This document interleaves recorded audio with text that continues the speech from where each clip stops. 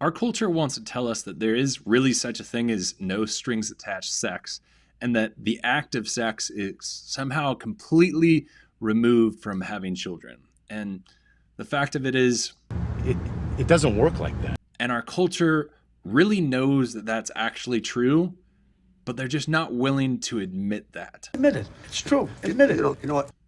Let's talk about it.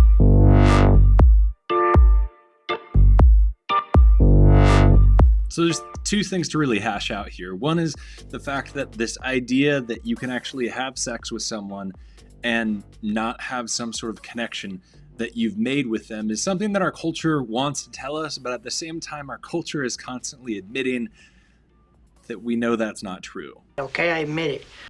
That in the end, we realize that there's something that happens with sexual relationships that is different than anything else in such a way that when you have sex with someone, it's going to cause connections, it's going to cause things physically that you just can't separate yourself from.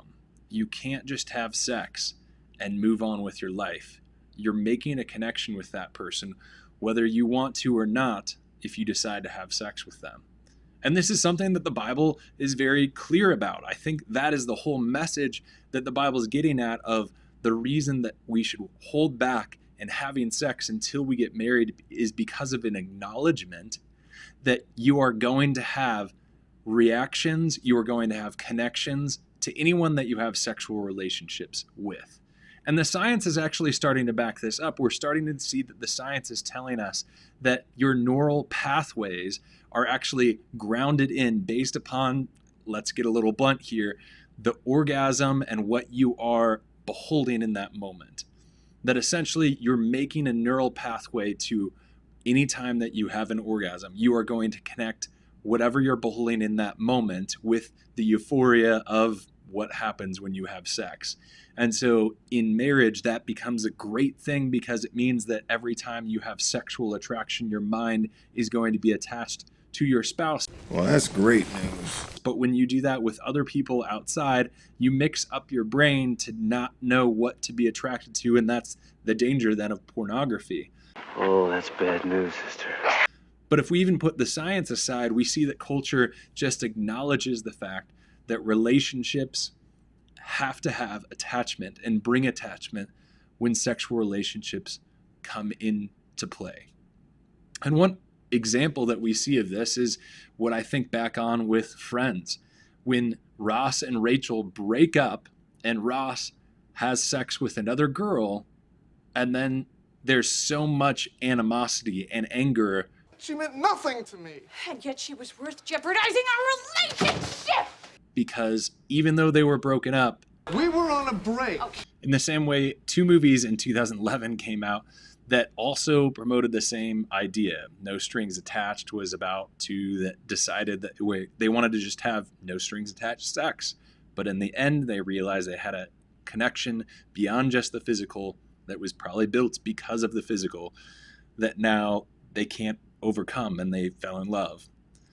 The same sort of plot comes with Friends with Benefits. The same sort of thing happens, telling us that there's something about sex that is more than just sex. It creates relationship with people. Turns out the whole no strings attached thing, it just doesn't work like that. The second thing is this idea that somehow having sex is completely removed from actually having a child. And maybe I should have talked about this first, because this is honestly the cause for why people think we can have no strings attached sex. When we didn't have contraceptive, we didn't believe that there was any way that you could avoid having sex without the very possible reality of then having a child.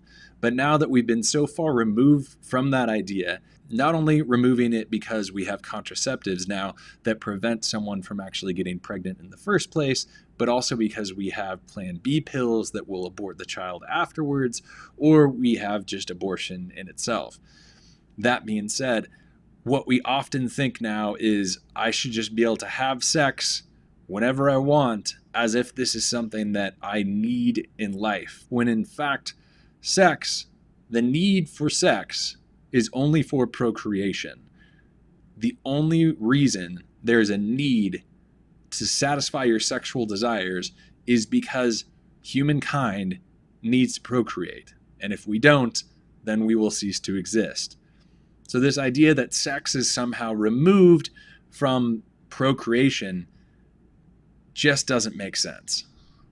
Another reason that we know that sex has more power to it, that it has more relational value than just the sexual euphoria that we experience, is because we know that it's one thing to abuse a child or abuse someone in general, but we always look at it when that's sexual abuse, it becomes so much worse. Again, showing us that culture is not only agreeing that, hey, this sex thing is attached, but the idea that you can have no strings attached, well, the culture is screaming, it doesn't work like that. So what's the takeaway? The takeaway, I think, in the end is this.